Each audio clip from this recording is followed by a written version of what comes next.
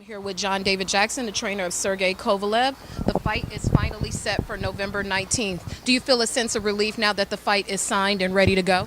Very much so. There have been speculation that Ward might not sign the contract. Ward might not show up.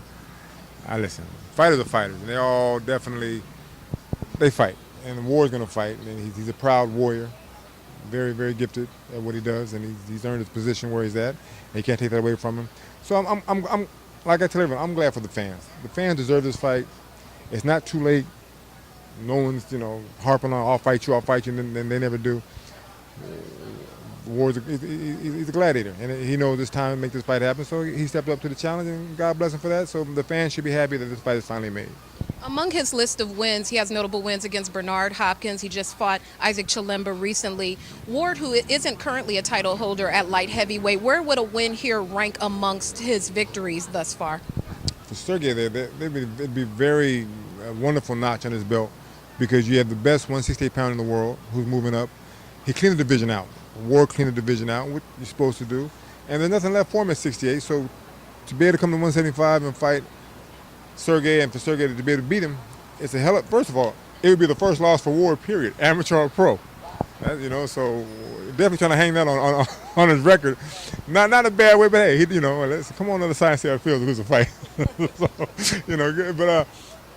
For Sergey, it would be a hell of a victory because the name alone of a guy who could do what he's done as an amateur and as a pro, and no one's beating him. It would shoot his stock up, definitely, 100%.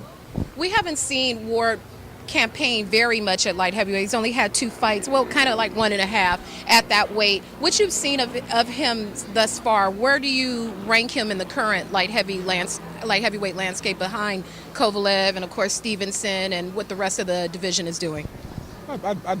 I'd give him slot 6 or 7. Listen, he has to work his way up there, and he hasn't been a lot of the guys of that division. Not saying that he couldn't. He probably cleaned most of the division out himself. But to give him a high ranking at light heavyweight, no. I'd say about number 6 or number 7, because as you stated previously, he really hasn't fought anyone in that weight to really even merit a high ranking.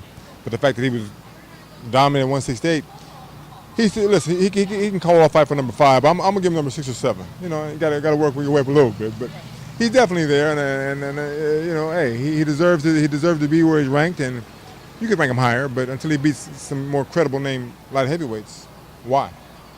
You have a long history in the sport, so you're a connoisseur of the sport. When you look at how Ward performed against Brand, Sergey was obviously ringside for the fight. Did the fight look as you expected from what you've seen Ward do in the past? It was an Andre Ward performance. Andre, I guess somewhere in the fight decided, I'm going to win the decision. Why try for the knockout? Knockouts aren't really his thing. Not that he hasn't knocked fighters out, but he's not a big knockout puncher. He's more of a dominating, one-sided, unanimous decision victory guy type of guy. So for him to win the way he did, I'm not excited. I'm not surprised. I'm not surprised that's what he does. And but it also says he's not a big puncher, and that's going to hurt him. Listen, you can box Sergey, you can do certain things to him, but if you can't make him respect you, and then Ward probably has decent power. He can probably make anybody respect him. If you can't hurt Sergey, you're in trouble. You got to keep him off of you. And it's like LLJ Cool J said. You can't go in an army you can't fight an army with a handgun, and that's what he's fighting. You got a handgun against an army. Hey, but listen, if he can become victorious, God bless him. More power to him. But it's not going to happen.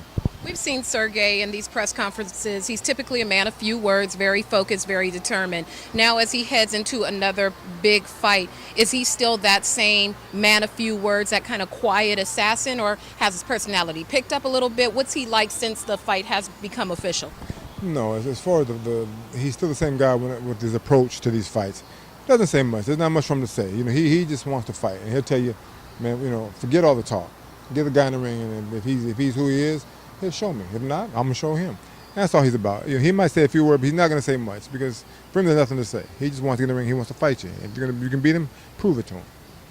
Obviously, you're not going to disclose any strategy or any perceived weaknesses that you see in Ward. So we'll flip it the other way. What is something that you think Andre Ward does well? He has an excellent jab. Very good footwork. And at times he's very evasive of shots. There's a lot of things that he does well, and that's why he's undefeated to this point. We have to neutralize a lot. We have to neutralize a lot of that stuff, and make him fight the fight that Sergey wants to fight. Because Andre has this habit, and it's a bad habit for his opponents. He makes them fight the way he wants them to fight. So by the time the fight's over with, he's shut them out, and they're frustrated, mad. But hey, that's not his fault. He does what he's supposed to do. I think for this fight, they have to gamble a little bit to be successful. I mean, you can run. You don't want to be Sergey on a unanimous 12 round where you're just jabbing and pity patting. It doesn't speak volume for you. Want to put a little hurt on Sergey, so you have to gamble just a little bit. Not saying you have the whole fight. You have to slug with him, because that's not Andre's way. He's not going to do that. He can be very selective on what he does and try to pick Sergey apart. So on the flip side of that, we have to make him fight harder, look for his opponent more, and create openings that Sergey can capitalize on. So it's a very intriguing fight for both fighters, and I can't wait. I think Ward's going to bring his best game that he can to this table, and like I said, alluded to earlier, unfortunately, the best part of his life in boxing is gone, and he can't get that back. Not saying that he's still not good, but from 27 to 32, those prime years are gone. You can never get him back. But having said that, he's still dangerous and he's still good at what he does. Is he on top of his game? I wouldn't say no at this point. No, I see a lot of things that say he's not. I won't speak on him, but I've watched him, and when he was younger, he's a bad boy. He's still bad. There's that young boy anymore. So. It's going to be an interesting fight and very intriguing, and I hope that they both can do what they set out to do and make it a good fight for the fans. Well, we are definitely looking forward to it. I'll be traveling out for the fight, so thank you, good luck, and we look forward to seeing the fight. It's my pleasure always. Thank you very much for your time.